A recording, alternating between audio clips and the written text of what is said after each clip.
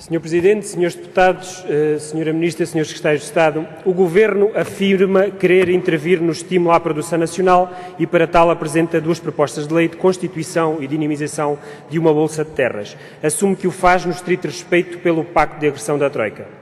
Não podemos deixar de assinalar a aparente preocupação com uma matéria que o PCP nunca abandonou, a utilização da terra. É curioso que, passados tantos anos de intervenção do PCP, pela necessidade de um olhar sério para a questão fundiária, alguns assumam já o caráter social que não se pode desligar da terra. Exatamente. Estas propostas não resolverão, por certo, o problema da produção nacional e da utilização da terra. Em primeiro lugar, porque grande parte do problema da falta de produção e do abandono das terras se prende com as políticas para a agricultura que fazem com que seja uma atividade inviável, como acontece com a política do setor do leite, cujas explorações desaparecem ao ritmo de 1000 por ano, ou como é o exemplo da opção de cortar de 150 milhões de euros do PRODER para o regadio. A viabilidade necessária para a manutenção das explorações está intimamente ligada à rentabilidade da atividade agrícola.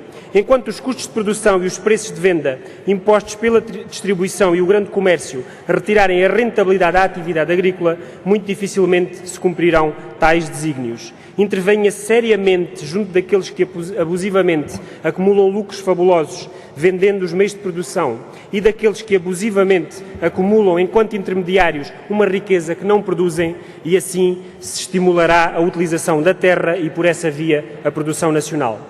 A análise das propostas merece-nos algumas considerações. Em primeiro lugar, é curioso que por diversas vezes se impute culpas à política agrícola comum pela não utilização da terra. Perante governos tão subservientes à União Europeia, tão acríticos das opções de Bruxelas, reconhece-se agora as implicações negativas da política agrícola comum no setor produtivo nacional. O Governo critica, mas pouco, uma vez que continua a distribuir os folhetos propagandísticos que dizem, entre outras coisas, que podemos confiar na PAC para nos fornecer alimentos. Nas propostas em análise, tem-se criticado a falta de definição de conceitos. Concordamos com a crítica. Fala-se de terra abandonada e nós perguntamos, quais terras abandonadas? As do imigrante que teve saído do país para ganhar o seu pão, como aliás lhe recomenda este Governo e por isso as deixa por amanhar? Ou as do grande proprietários que recebe centenas de milhares de euros de apoios comunitários sem ter a obrigação de cultivar 1 metro quadrado de terra? Exatamente. Não deixa também de ser criticável o critério unidirecional das propostas. O princípio implícito é sempre o de aumento da dimensão da exploração.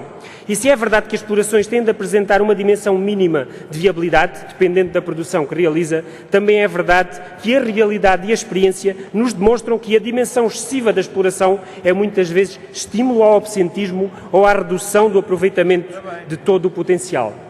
Mas sobre limitar a dimensão da propriedade, até como instrumento de compensação das áreas mínimas necessárias, nenhuma palavra. Mais ainda, a preocupação com a salvaguarda da propriedade. Por bastantes vezes, e a Sra. Ministra já o fez aqui hoje, se afirma e reafirma a participação voluntária dos privados no mais escrupuloso respeito pela propriedade privada, ou seja, pelos direitos adquiridos. Os direitos adquiridos só são maus inibidores do desenvolvimento ou da modernidade se relacionados com o rendimento do trabalho. Se estiverem fundados no mais medieval dos princípios, então são intocáveis. Mas quanto às pequenas parcelas que homens e mulheres, particularmente do centro e do norte do país, levaram anos a adquirir, para esses já parece estar aberta a porta, se estiverem distraídos, para ficarem sem o pouco que têm. Acima de tudo, estamos perante propostas que não farão, nem muito menos são aquilo que anunciam.